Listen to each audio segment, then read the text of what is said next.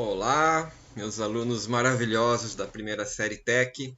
Hoje eu vou passar para vocês um vídeo exclusivo sobre texto ficcional e não ficcional, tá? Então, peguem o caderno de vocês, avaliem as respostas que vocês colocaram, que nós vamos fazer aqui alguns comentários e a correção dessas atividades, além de algumas explicações adicionais. Tudo bem? Então, bora pro vídeo.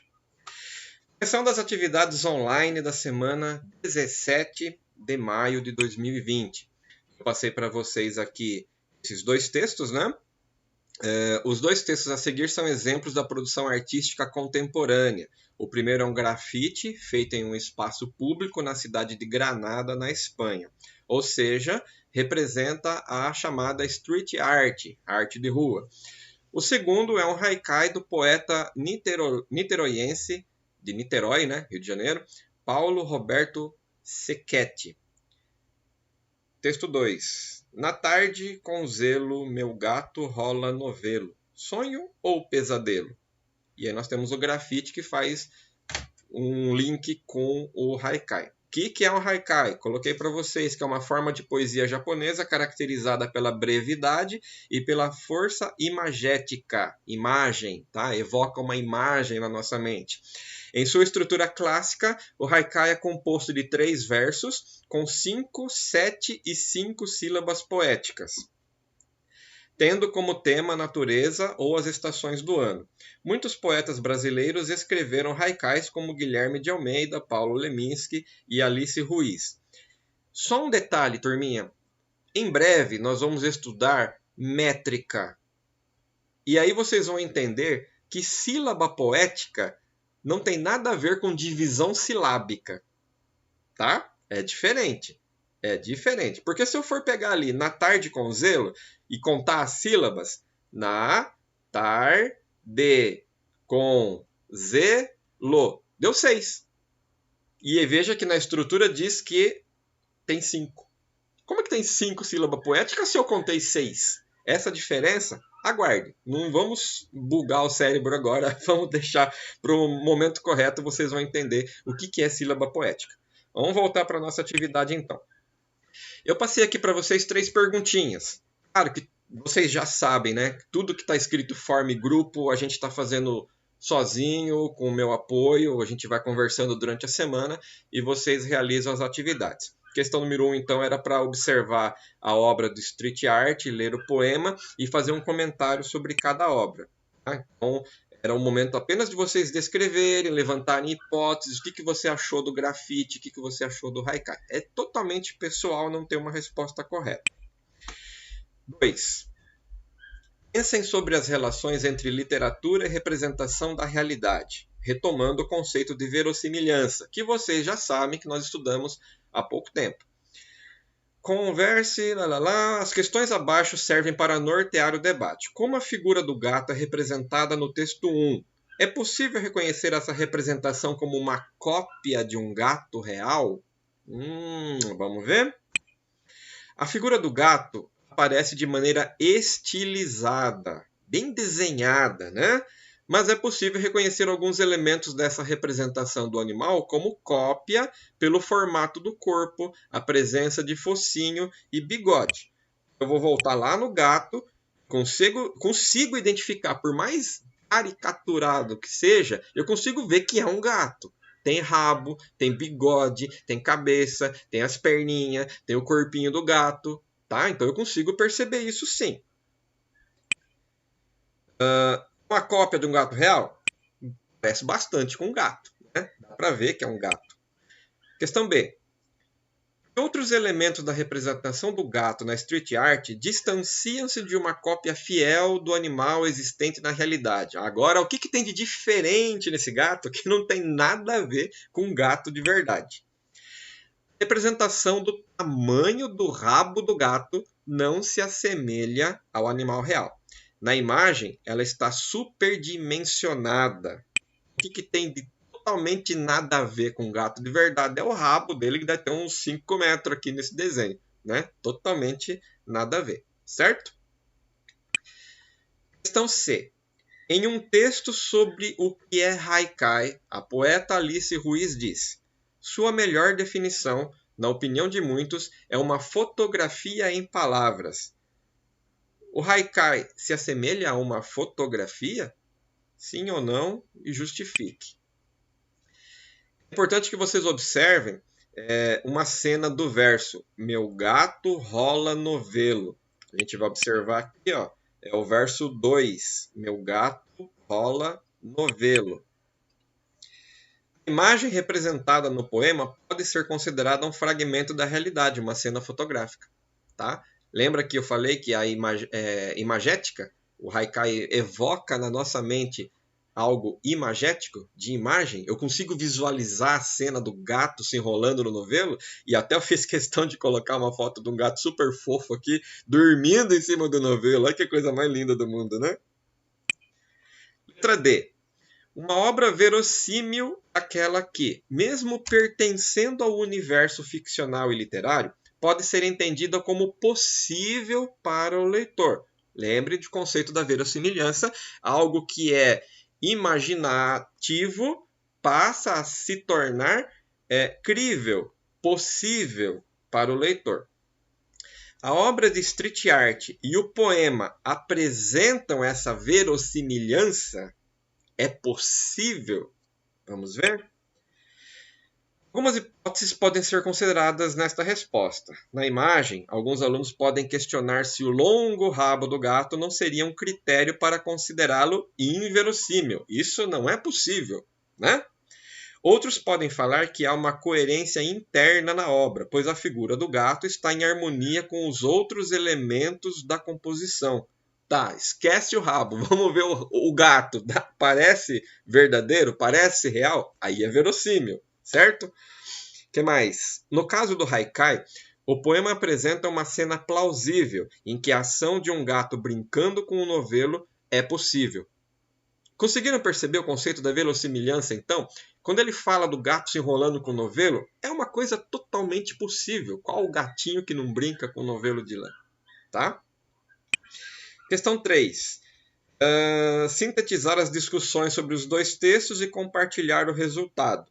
Não temos como compartilhar o resultado, vocês fizeram isso comigo através das fotos que vocês mandaram, né? É importante que vocês verifiquem o que tem de diferente entre um e o outro, entre o street art e o poema. Tudo bem?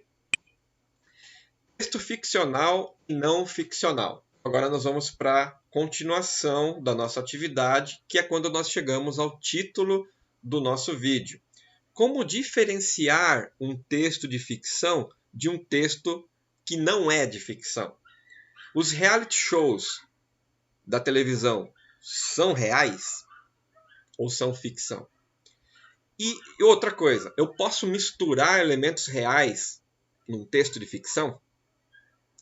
A partir de agora, turminha, fiquem muito atentos ao vídeo, porque esse material só quem veio para o Google Meet que teve acesso.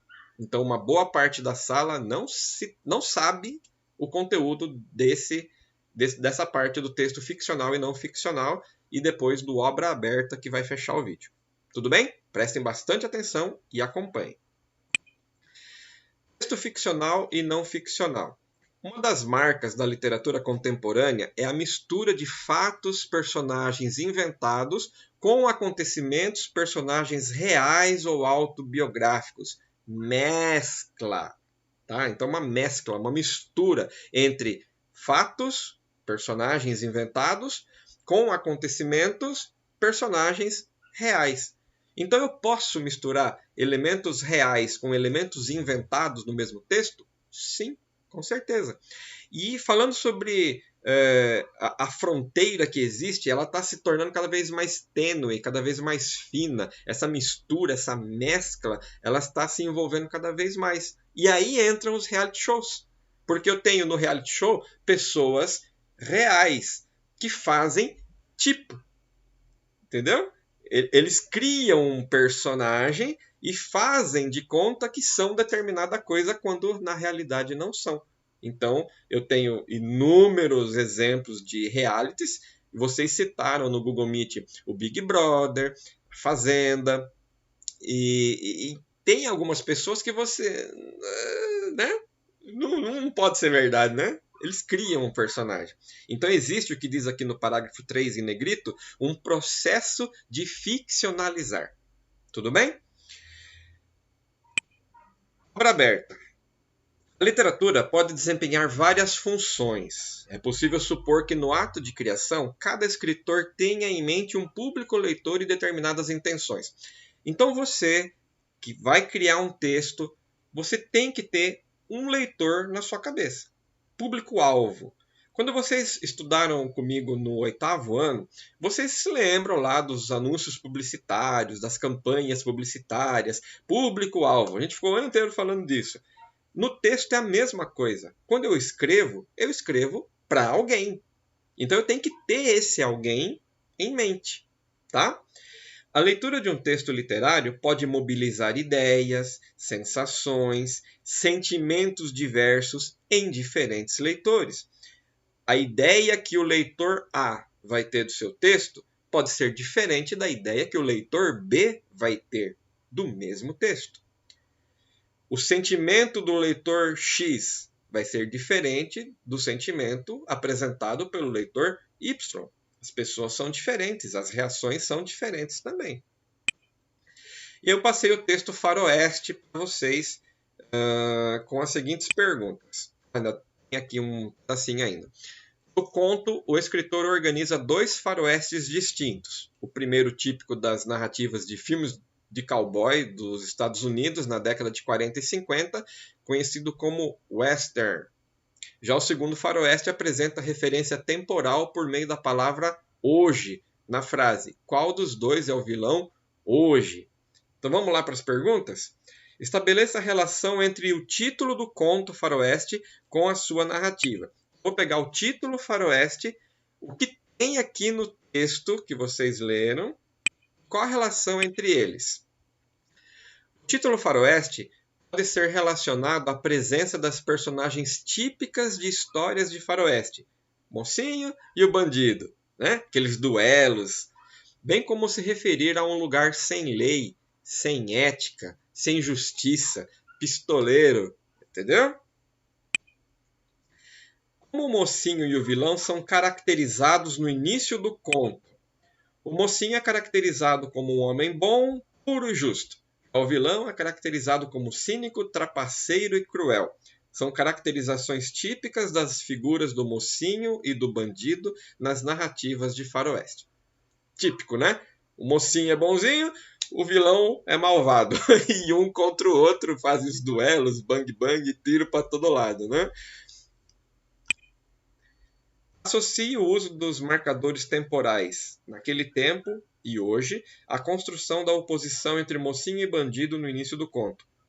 Marcadores temporais, nós temos uma classe de palavras específica para isso, que é o advérbio. No início do conto, o narrador chama a atenção do leitor para a figura do mocinho, dizendo que, naquele tempo, o mocinho era bom. Ou seja, em um tempo passado, era fácil delimitar quem era bom, mocinho, e quem era mau, bandido. Mas hoje não é possível mais saber quem é o vilão, o mocinho ou o bandido.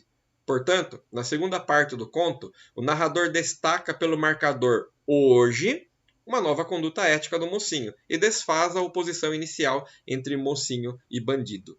Ou seja, hoje o mocinho pode não ser o mocinho. Tá tudo muito cinzento, né? Você antes imaginava assim, nossa, o bandido vem tudo armado, perigoso, cara de mal, não sei o quê. Hoje um cara de terno e gravata chega para assaltar um banco. O mocinho, aparentemente, é o vilão. Ficou claro isso, né? E aí eu fechei a tela com uma imagem de faroeste. É isso. Até a próxima atividade, então.